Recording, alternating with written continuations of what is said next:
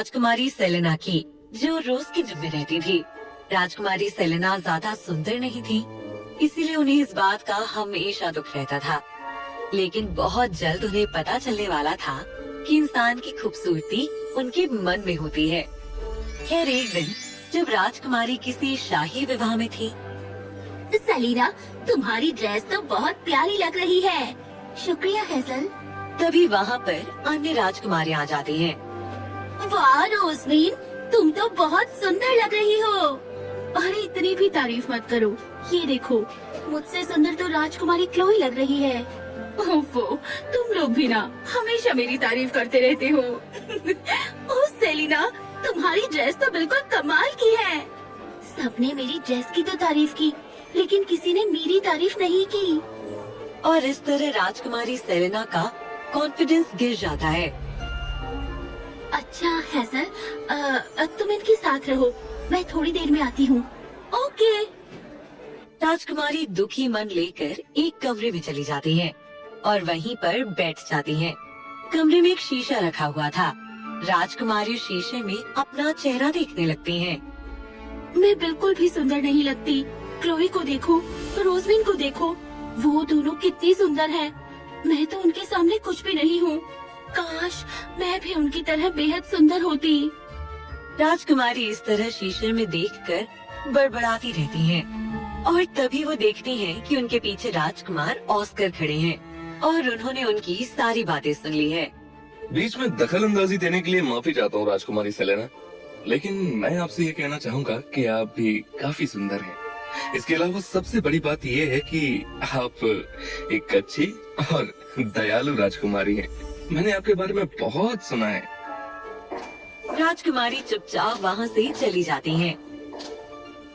मुझे किसी की सिंपैथी की जरूरत नहीं। खैर इसके कुछ दिन बाद मुझे पहले तो बाल कटवाने होंगे।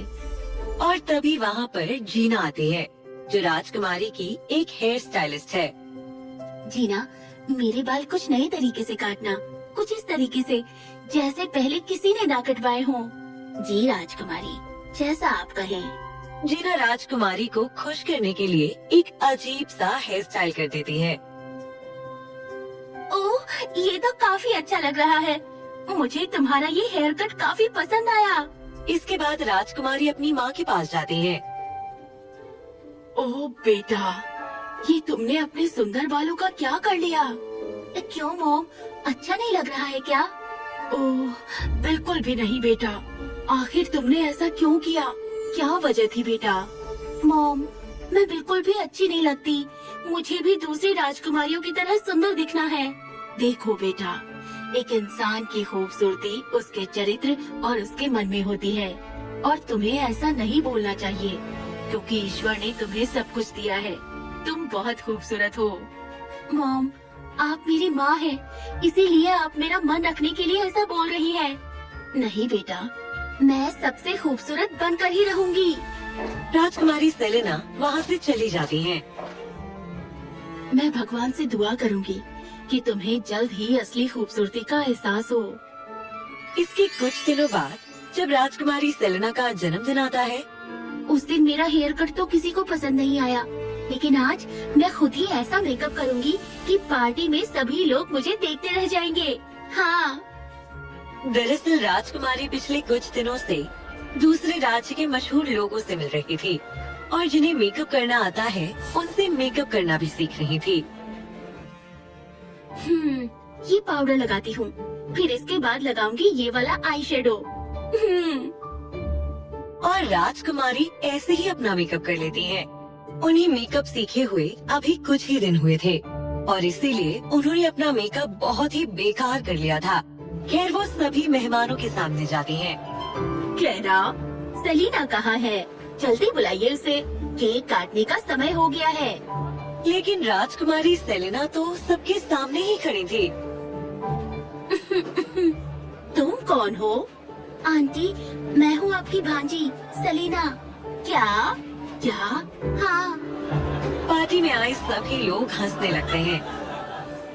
अरे, ये तुमने अपना क्या हाल कर लिया है? बेटा, ये सब क्या है? तुम बिना मेकअप के भी काफी सुंदर लगती हो। और तुमने ऐसा मेकअप क्यों किया? बोलो।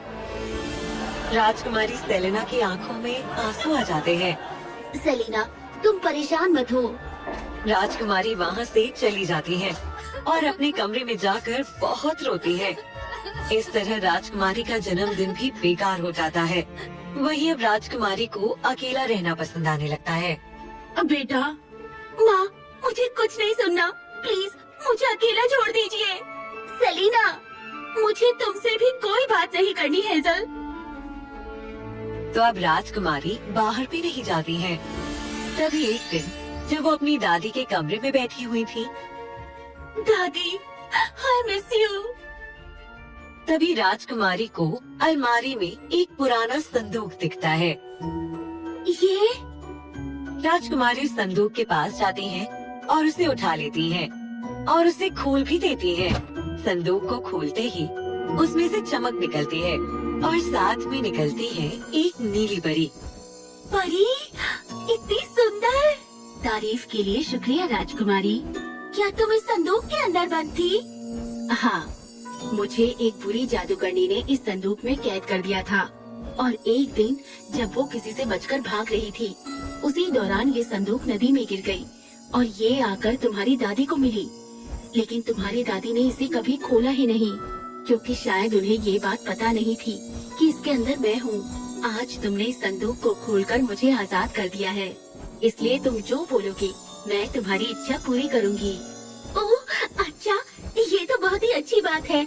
मैं हमेशा से एक सुंदर लड़की बनना चाहती थी, क्योंकि इस दुनिया में सुंदर होना बेहद जरूरी होता है।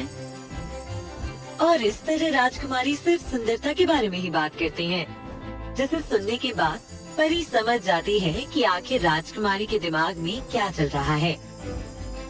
तो अब परी, तुम मुझे एक सुंदर राजकुमारी में परिवर्तित कर दो।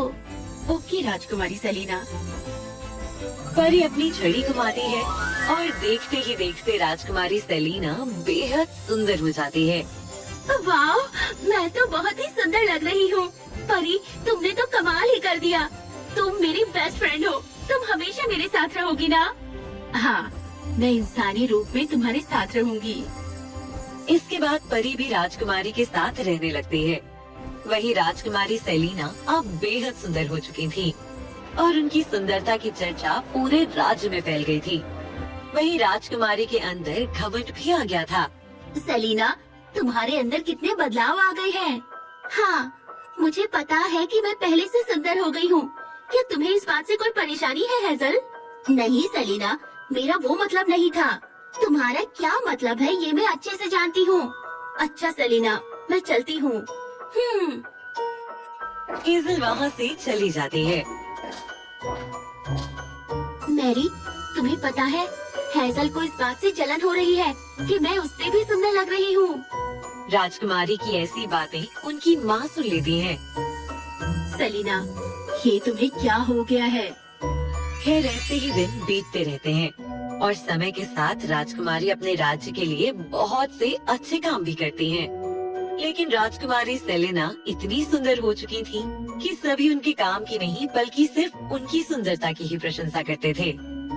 लोगों को क्या हो गया है? वो मेरे काम को क्यों नहीं सराहते?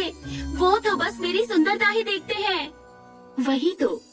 अगले दिन राजकुमार ऑस्कर राजकुमारी के महल में आते हैं।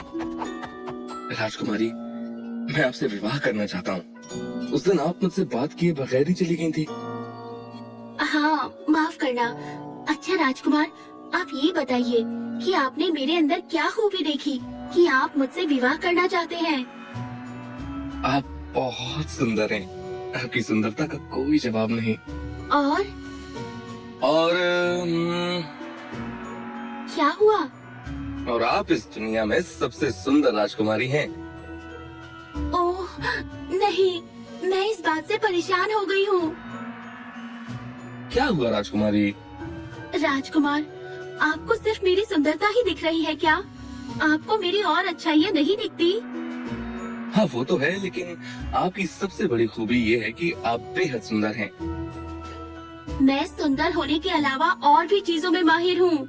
मैंने कुछ दिन पहले ही दूसरे राज्य से आए हुए कई गुप्तचरों को पकड़ा और ये एक बड़ी चीज है। ये किसी को दिखाई नहीं दिया। हाँ राजकुमारी, मैंने भी ये बात सुनी है, लेकिन ये बात इतनी जरूरी नहीं है। जरूरी है प्रिंस ऑस्कर, क्योंकि मैं एक राजकुमारी हूँ। मैं आपसे विवाह नहीं कर सकती राजकुमार। पर क्यों?